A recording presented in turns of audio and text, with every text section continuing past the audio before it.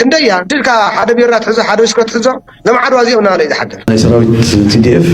وقم مستجمرة كن بتسدينا بوزح مالته دبرت يعني الإساياس انتشاريهم مس فانون مجزعن كوينهم كسرحوا وزلوا يزلوا صمدو برقص حمام مرزن كوين صنيحي كمتو نفل تصرا درون عايته تكوسن جن تصرا درون كم زلوا تግራይ درون كم زلوا تግራይ كنديا دلك حدا بيرات حزة حدا يسكت حزة لما عاد وازيونا على إذا حدا ماونتين هوتيل إيفون زبحانس بقى أنا كنديا طرح عصو وجزاوت مالتك سنستر معتنا نايز خونه ديبارتمنت كتقص يدلنس دللت يقرولو أبعل تقعد الصور حق في عطر حياكل عركو حضرات وهايلز قد فل الصور حق في عطر حياكل ونيات خاوزنا عاوته تزاريونا بدكن بعل تقعدون ببيت الصون نتمي جازيون زي متصل زغونينا نحلف زلنا كان ثلاثه حفت اندي وليد خويد انت كن زانور ابزا ثلاثه عامت غزياو محدار ناي غزياو محدار كو حاف ثلاثه حفت كوليد خويد عجوتنا تكو يريخا ناتو شفارات كو يريخا ماريرم نحقفونا مكينا نحقفونا عرات كسكلس ومسقالم زرائر كويم اذا انت ايلله سراو تግራይ اذا خاوتو تونس دحرو خاوتو تونس هز እንደተወተኑ ኮምዚ ገርጋራ ፓርት ካነት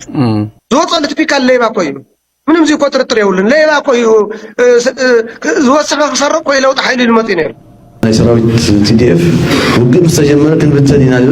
بوزح مالته وقم مستجمرة ناويهم تاي تفلت تاي كم زقاتهم تاي خايف فلت بدعيتي بقدمتي مالي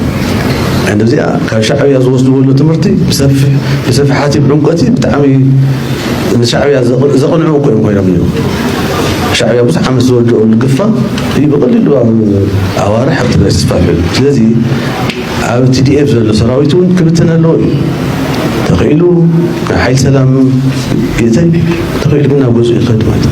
وقع قدم من جمارة ما بس كنا مستجمرة نبي كبس خد سلزي في اللد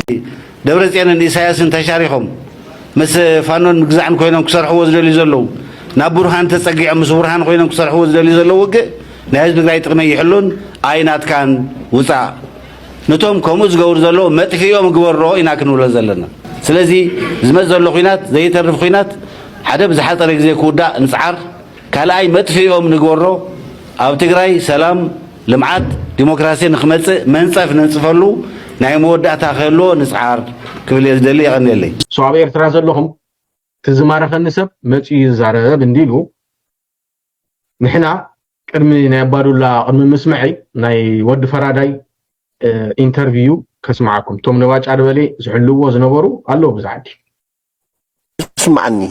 صبون دينيرو هذه تابس لكم حدا بروجكت تحدث مبلني قالوا لي انت زدرف እንደገና ወይ ጽቡቅ ገይሩ እንተ ዝቀናበር ባዕለውን እንደለው ባዕል ባጫ ደበሌ ሳለው እንደው አቡ መስተምሩሃት ዝነበሩ ጀነራል ባጫ ደበሌ هو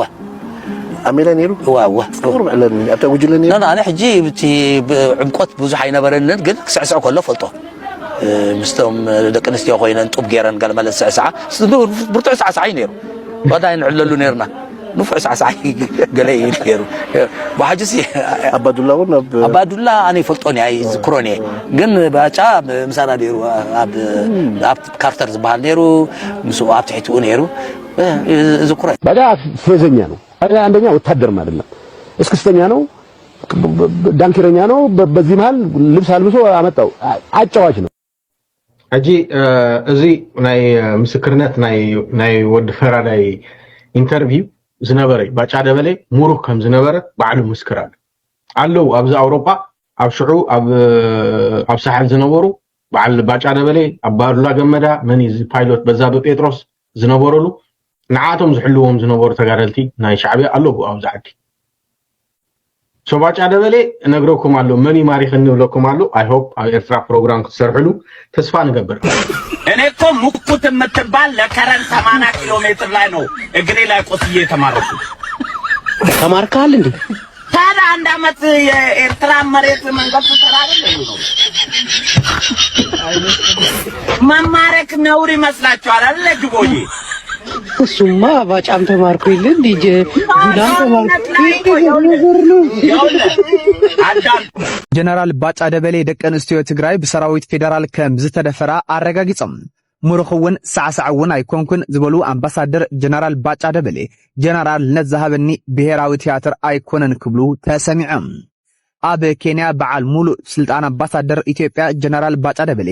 ኣብ እዋን ወራር ትግራይ ሰራዊት ኢትዮጵያ መሪሖም ኣብ ልዕሊ ደቂ ኣንስትዮ ጸታዊ ዓመፅ ከም ዝተፈጸመ ብምርጋጽ 16 ዝኾኑ ስጉምቲ ተወሲድሎም ክብሉ ኣረጋጊጾም። ጀነራል ባጫ ደበሌ ዋላ እኳ እቲ ኣብ ልዕሊ 200,000 ደቂ ኣንስትዮ ትግራይ ዝተፈጸመ መነወሪ ጸታዊ መጥቃዕቲ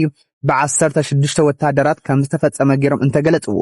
እቲ ቀንዲ ነገር ግና ሰራዊት ምክልኻል ሃገር ዝኾነ ዓይነት ገበን ኣይፈጸመን ዝብሉ ኣካላት ኣፍ ዘትሐዘ መረዳእታ ኮይነሎም። ጀነራል ጻድቃን ገብረትንሳኤ ግና ሓደ እዋን ኣብ ትግራይ ዝተፈጸሙ 75 ሚእታዊ ገበናት ማለት እውን ምቕታልን ምዕማፅን ብሰራዊት ኤርትራ እዩ ተፈጺሙ ብማል ንሰራዊት ኢትዮጵያን ካልኦት ዕጡቃትን ክከላኸሉ ምፍታኖም ይዝከርም። ጽምዶ ብርግጽ ሕማም መርዘን ኣብይ ኣሕመድ ኮይኑ ጸኒሑ እዩ ከምቱ ንፈልጦ ማለት እዩ። ነገር ግን ሕዚ ናብ ናይ መወዳእታ ግዜ ንበሎ ናይ መወዳእታ ኩነታት እንዳበፅሐ ይርከብ። ጽምዶ ፈጢሮም ትግራይ፣ ኤርትራ፣ ሱዳን ምስ ካልኦት ናይ ውሽጢ ኢሉ ዝሓሰቦም ይመፁን ኣለዉ ኢሉ ትግራይ ናይ ውሽጢ ከም ዘይኮነት ኣካል ኢትዮጵያ ከም ዘይኮነት ቆፂሩ ዝዛረብ ዝነበረ ብግልፂ ዘቕርብ ዝነበረ ኣብይ ኣሕመድ ሕዚ ናይ ጽምዶ ኢምፓክት ብተግባር ክሪኦሉ ናብ ዝኽእለሉ ኩነታት በፂሕና ኣለና። ብዙሕ ሰብ ጽምዶ ጽምዶ ትብሉ ኣለኹም፣ ነገር ግን እቲ ናይ ጽምዶ ውፅኢት ደኣ ኣበይ ኣሎ? ትግራይ እናተደብደበት ስቂሉ ዝርኢ እንድሕር ኮይኑ ናይ ጽምዶ ትርጉም ደኣ እንታይ እዩ? ኣብ ልዕሊ ትግራይ ከበባ እንዳፈፀመ ስቂሉ ዝርኢ እንድሕር ኮይኑ ናይ ጽምዶ ውፅኢት ደኣ እንታይ እዩ? እዚኦምን ካልኦትን እንዳሓተትኩም ጸኒሕኩም ኢኹም። ብፍላይ ናይ ድሮን ጥቕዓታት ክበፅሕ ከሎ ኣብ ሸራሮ ምስ በፅሐ ቅድሚ ሸራሮ እውን ኣብ እንትጮ፣ ኣብ ጸለምቲ፣ ኣብ ቆላ ተንቤን ከምኡ እውን ቅድሚኡ እውን ኣብ ናይ ቦርደር ናይ ዓፋር ናይ ትግራይን ኣብ ዘጋጠሙ ኣብዚኣቶም ፃውዒታት እናቐረቡ ጸኒሖም እዮም። ኣወል ሰዒድ ሓደ ግዜ ዝበሎ ነይሩ ትግራይ እንተተነኺኣ ብድሮን ይኹን ብኻሊእ እንተተነኺኣ ድሮናት ሻዕብያ ኣበይ ከም ዘንዣበባ ክፈልጥ ክኽእል ኣለዎ ዝህፃን ኢሉ ዘቕረቦ ነይሩ። እዚኦም ኣበይ ኣለዉ ዝብል እዩ ነይሩ ትናትኩም ኢለ ዝሓስብ። ሕዚ ከዓ ብፍላይ ድሕሪ ናይ ሸረሪና ድሕሪ ናይ ደቡብ ትግራይ ኣበይ ዳ ኣሎ እቲ ጽምዶ ዝብል ሕቶ እናበዝሐ ይመፅእ ኣሎ።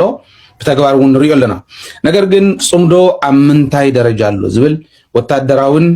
ፖለቲካውን ምሽጥራት ብዘየቃልዕ ብዘየውፅእ መልክዑ ጽምዶ ኣበይ ኣሎ ዝብል ክሕብረኩም ስለ ዝደለኹ እዩ ብጽምዶ ንጅምር ዘለና። ካሊእ እውን ሓደሽቲ ምዕባለታት ስለ ዘለዎ ብዛዕባ ጽምዶ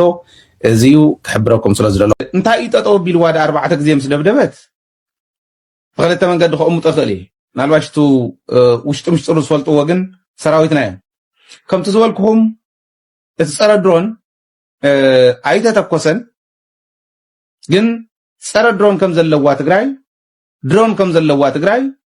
ይፈልጥዎ እዮም ንሶም። ሓደ ግዜ ኣብ ሶሻል ሚድያ ርኢ ናተይ ስእሊ ለጢፎም ድሮን ኣለና ደ ይበልካን ኣበይ ዳ ኣሎ ዝኹሉ ጀህራ ገለ ይብሉ። ኣነ ይኮንኩን ኮ ተዓዲ ዝመርሓ ዘለኹ እቲ ድሮን መዓዝ ከም ዝለዓል እቲ ፀረ ድሮን መዓዝ ከም ዝትኮስ ዝፈልጡ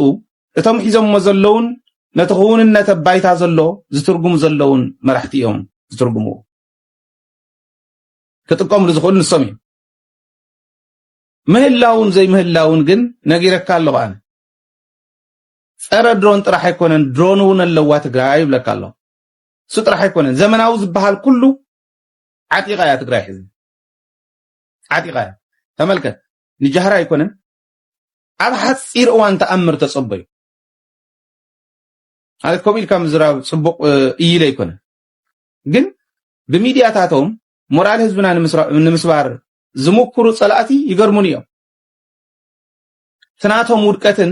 ትናይ ሰራዊትና ምድላውን ንሕና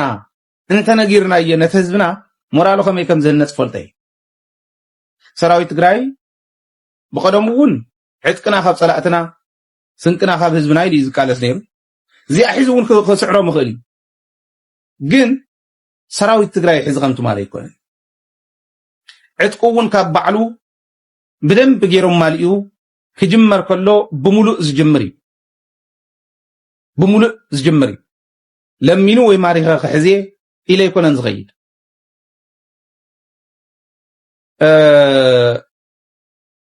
ካብ ጸላእቲ እውን ከም ተቀደሙ እሕዲጉ ብበትሮም ዝስልቆም ምዃኑ ይፈልጥ እዩ ስለዚ ክልቲኢና ክንጥቀም ሕዚ ካብ ባህር ዳር ንምንታይ በጊስዋ ዝብል ግን ተመልከቱ ላይ ካብ ባህር ዳር ዝበገሰሉ ኣብ መንጎ ፋኖን ቲዲኤፍን ዝግበር ዘሎ ረኽቢ ክሽሕኽር እንድሕር ኮይኑ ህዝቦም ሓራንስ ትግራይን ክበኣስ እንድሕር ኮይኑ ክፈላለ እንድሕር ኮይኑ ናይ ኣምሓራ ከተማታት ክድብደብ ኣለዎን ማለት እዚ ዝገብር ዘሎ ካብ ባህር ዳር ኣልዒልዎ ኣሎ ጎንደር ባህር ዳር ኮምቦልቻ እዚአን ናይ ድሮን ቤዛት እየን ፍሉጣት ካልኦት እውን ኣለዎ ይባሃል ኣብ ባህር ዳር ክልተ ንግወሮ ተባሂሉ ኣብ ክልተ ቦታ እዩ ናይ ድሮን ቤዝ ሓደ ሱዳን ዝርኢ ሓደ ዓና ዝርኢ ካብ ባህር ዳር ንምንታይ በጊስዋ ናብ ምዕራብ ትግራይ ናብ ደቡብ ትግራይ እዩ ናብ ደቡብ ትግራይ እኮ ኣብ ሰመራ መሓሸን እዩ ዓፋርን ትግራይን ከባእስ ዝሞከሮ ሰራዊት ዓፋር ኦረዲ ሕዚ እንዳኣተወ ይኸድን ተወሰኑ ከባብታት ናይ ዓፋር ሒዙሎ መሬት እዩ ዘሎ ኣይነኹን ንምንታይ መስለኩም ለመንቲ እውን ይሰደልን ሽማግለ ዓዲ ዓሪፍኩም ከፈሉ እዮም ተባሂሎም ባይዘወይ መራሕቲ ጎሳ ገለመለ ኸይዶም በጃኹም እንደእተው ዓድኹም ንኣብይ ኣሕመድ ከምዚ እንዳሓግዝዎ እንደኹም ዝግበርዎ እንደይብሉ